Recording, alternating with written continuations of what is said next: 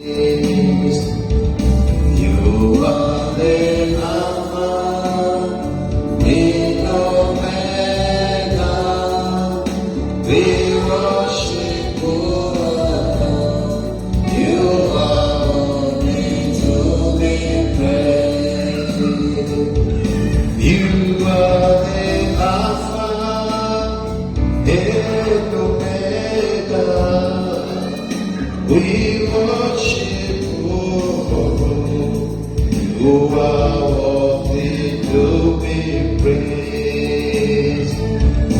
You are the Alpha and Omega. We worship you. You are worthy to be praised. You are the Alpha and Omega. We worship you. You are worthy to be praised. You are the Alpha and Omega. We worship you. You are worthy to be praised. You are the Alpha and Omega. We worship you. You are worthy to be praised. You are the Alpha and Omega. We worship you, Lord. You are worthy to be praised. Amen. Bwana Yesu asifiwe. Tunataka kujifunze maneno ya Mungu. Nataka tujifunze kwa habari ya kumtolea Bwana dhabihu. Kumtolea Bwana dhabihu au sacrifice. Kumtolea Bwana dhabihu au sacrifice. Kumtolea Bwana dhabihu au sacrifice. Bwana Yesu asifiwe. Nataka ni ongelea mambo mawili katika hili eneo. Tunaposema dhabihu ni nini? Dhabihu ni nini? Dhabihu. Dhabihu.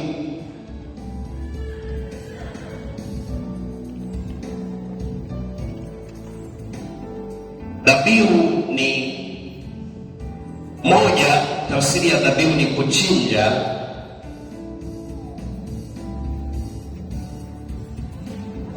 Kuchinja mnyama.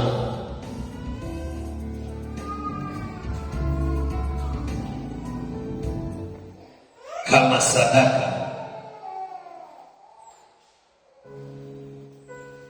kwa Mungu. Dhabihu ni kuchinja mnyama kama sadaka kwa Mungu. Ya pili ni kutoa kitu cha thamani.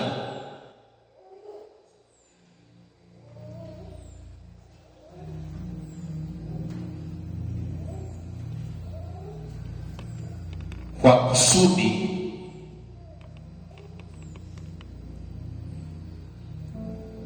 la kitu kingine au la kupata kitu kingine cha thamani zaidi.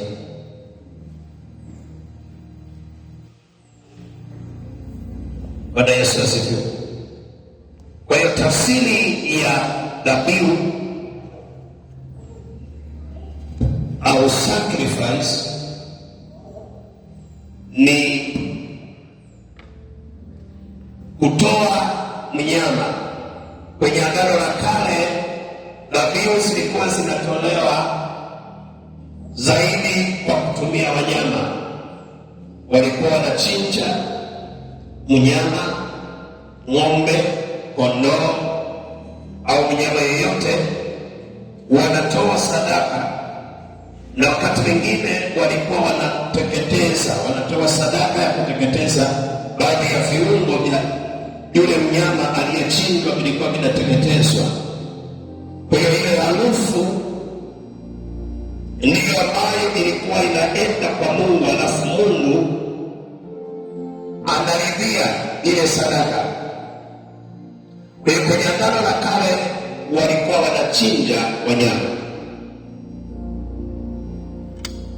lakini kwa Agano Jipya hatuchinji wanyama kama sadaka kwa Mungu, kwa sababu unaposema dhabihu ya kuchinja ni lazima damu imwagike au damu ihusike.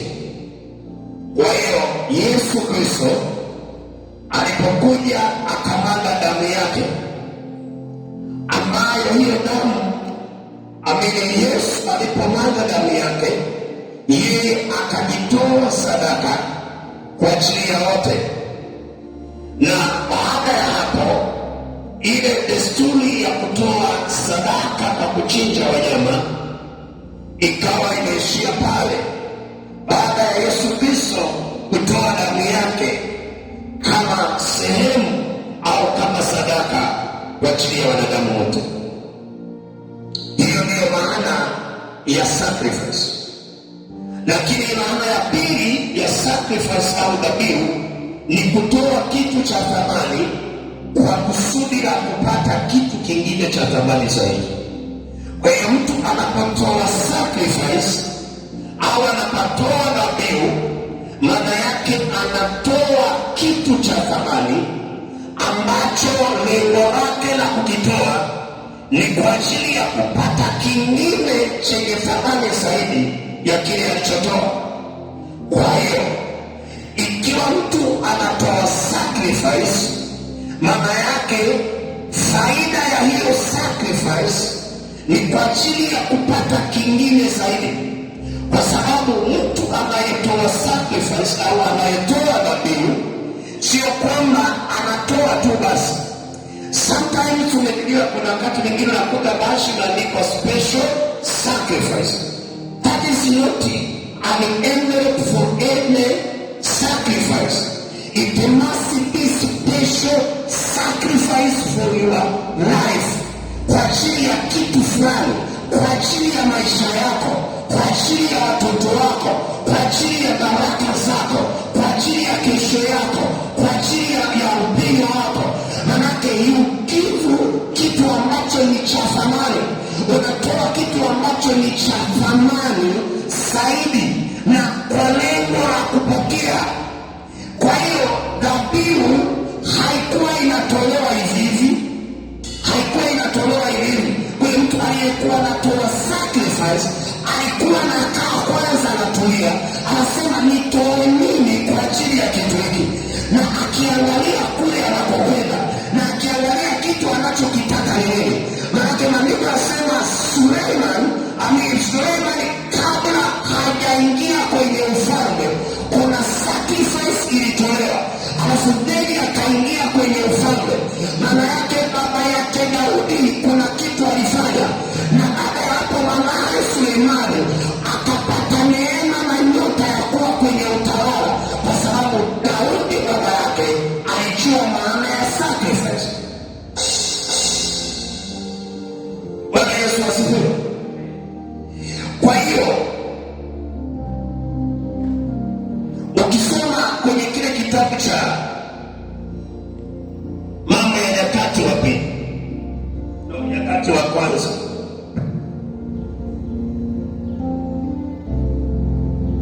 Nyakati wa Kwanza sura ya 29 ukianzia mstari wa kwanza,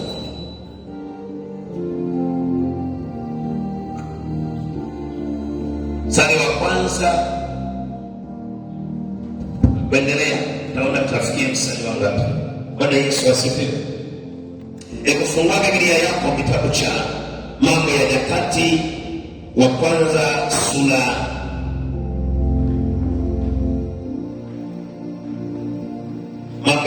Nyakati wa kwanza ile sura ya 29 na mstari wa 29 na kuna mstari wa kwanza. Kisha mfalme Daudi akawaambia kusanyiko lote, Suleimani mwanangu ambaye Mungu amemchagua peke yake akali mchanga bado na mororo, nayo kazi hii ni kubwa, kwani nyumba hii ya enzi si kwa mwanadamu ila kwa Bwana Mungu. Basi kwa uwezo wangu wote nimeiwekea akiba nyumba ya Mungu wangu, dhahabu kwa vitu vya dhahabu, na fedha kwa vitu vya fedha, na shaba kwa vitu vya shaba, na chuma kwa vitu vya chuma, na miti kwa vitu vya miti, vito vya shohamu na vya kujazia, vito vya nchumu na vya rangi mbalimbali, na mawe ya thamani ya kila namna, na malimali tele. Nami tena kwa kuwa nimeiwekea nyumba ya Mungu wangu shauku yangu, nami ninayo hazina yangu. Bwana anasema nami ninayo nini? Hazina yangu. Manake akiba, au kama ni kwenye nani, sasa nimesema kwenye akaunti ameweka kwa ajili ya Mungu wake. Anasema kwa ajili ya Mungu wangu shauku yangu, nami ninayo hazina yangu mwenyewe, sio ya kupewa, mwenyewe. Huyo ni Daudi anasema ninayo hazina yangu mwenyewe ya dhahabu na fedha. Anasemaje? Naitoa kwa ajili ya nyumba ya Mungu wangu, zaidi ya hiyo akiba niliyoiwekea tayari nyumba takatifu. Alifanyaje? Alitoa vitu vya thamani. Tuendelee. Mstari wa 4, yaani talanta 3,000 za dhahabu na dhahabu ya Ofiri, na talanta 7,000 za fedha iliyosafika, na kuzifunika kuta za nyumba ya dhahabu kwa vitu vya dhahabu, na ya fedha kwa vitu vya fedha, na kwa kazi za kila namna zitakazofanywa kwa mikono ya mafundi. Ni nani basi ajitoaye kwa moyo ili ajiweke wakfu leo kwa nani? Kwa Bwana. Haleluya. Daudi akiwa anaongoza watu wake anasema, cha kwanza najitoa mimi. Anasema nimeweka akiba, nimeweka tayari akiba ya fedha, dhahabu, nimeweka akiba. Kwa hiyo wakati anataka kwenda kutoa sacrifice, hakuamka tu anasema nataka niende nitoe sacrifice. No, alikaa anasema lazima nitengeneze budget ya kwamba kwenye bajeti yangu, kwa nini nikae mazingira haya, kwa nini nikae hali hii, kwa nini nikae mazingira haya, kwa nini endelee kuwa mgonjwa, kwa nini niwe maskini, kwa nini endelee kuwa chini. Leo naamua kuvunja ile cheni ya umaskini, natoa special sacrifice. Anasema natengeneza budget. Akatengeneza budget kwa ajili ya sadaka. Nani hapa wanatengeneza budget kwa ajili ya sadaka? Bwana asifiwe. Utasema Daudi alikuwa nacho, wewe kile ulicho nacho. Amen. Kile ambacho Mungu anakupa, kile ambacho Mungu anakubariki, je, unakitengenezea budget? Ikila kipata kile cha Bwana nasema hiki ni cha kwangu na kula shote. Nikiliza, sisi tukiwa duniani tupo tu kwa neema. Maana yake katika kile ambacho Mungu anatupa, Mungu ametupa kwa neema. Ukiendelea kusoma anasema, ndipo pale mstari wa 5 anauliza, ni nani aliye tayari? Ni nani aliye tayari ajitoae kwa moyo ili ajiweke wakfu leo kwa nani? Kwa Bwana. Ndipo wakuu wa mali za mababa na wakuu wa kabila za Israeli na maakida wa maelfu na mamia pamoja na wasimamizi wa kazi ya mfalme wakajitoa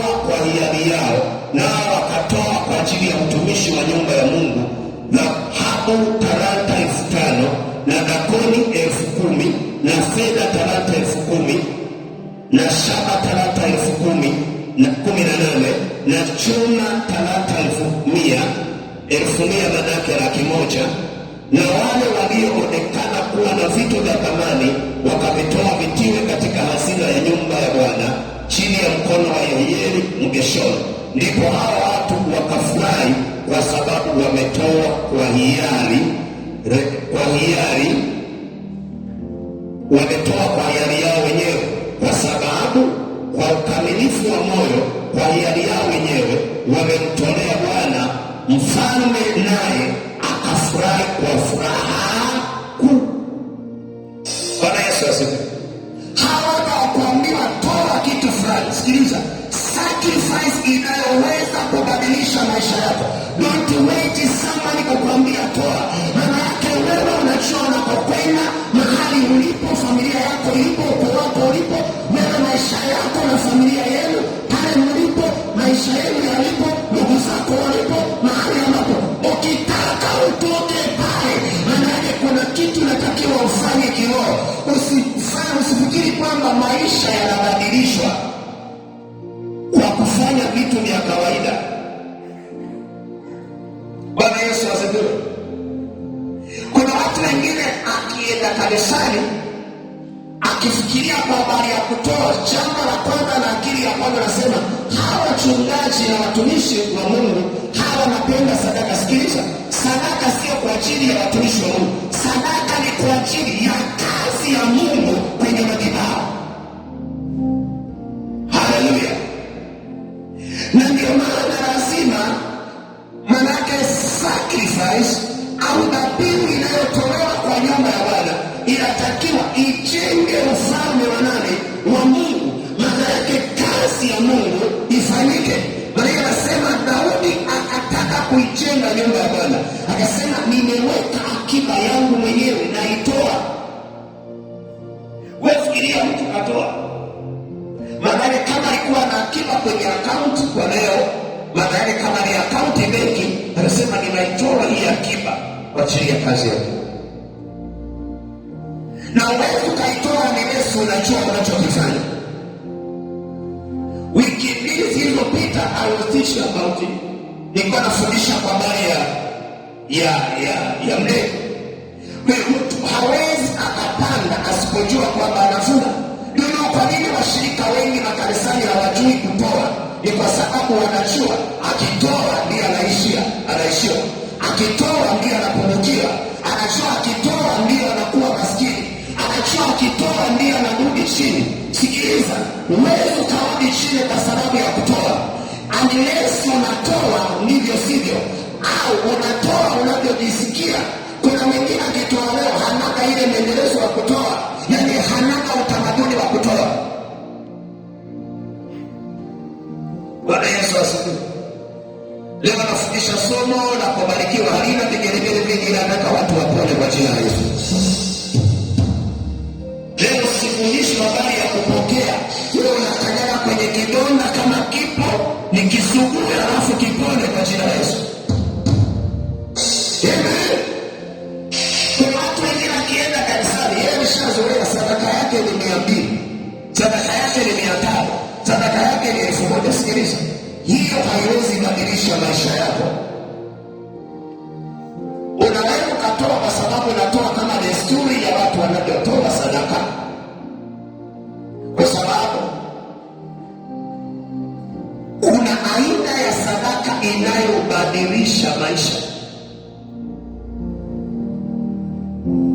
Kwa hiyo Daudi akaweka akiba kwa ajili ya kumtolea Mungu, akaweka akiba na akaitoa, na alipomaliza kutoa akawaambia watu, akawaambia lazima watu nielewe ya kwamba leo nimetoa. Biblia inasema jambo la kwanza ambalo linatakiwa lifanyike, pasta yeyote au mtumishi wa Mungu yeyote ni lazima awe kiongozi leo kwenye kutoa.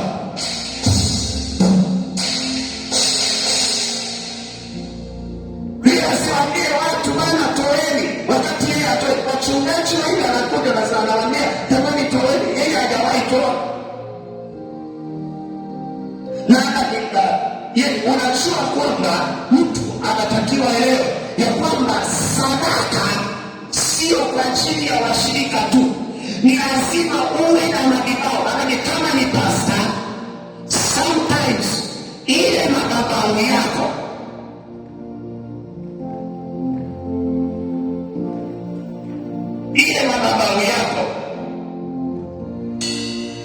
mara nyingi sana sadaka itakayobadilisha maisha yako na madhabahu yako sio unayoitoa kwenye ile madhabahu yako, kwa sababu ile madhabahu yako ulipo wewe sio unaisimamia. Ili upate pawa zaidi, ni lazima uwe na madhabahu nyingine ambayo ni haya ota. Weka sadaka yako pale. Sasa lazima utoe sacrifice. Leo kuna mchungaji mwingine ana viongozi wake wa juu, lakini anaona mzigo kutoa sacrifice kwa wale viongozi wa juu. Anaona kama vile kiongozi wake wa juu, kama ni askofu, anaona kama vile askofu yeye ananemeka. Sikiliza, usipotoa sacrifice kwa ile shughuli yako, kama wewe ni pastor unafanya kazi gani?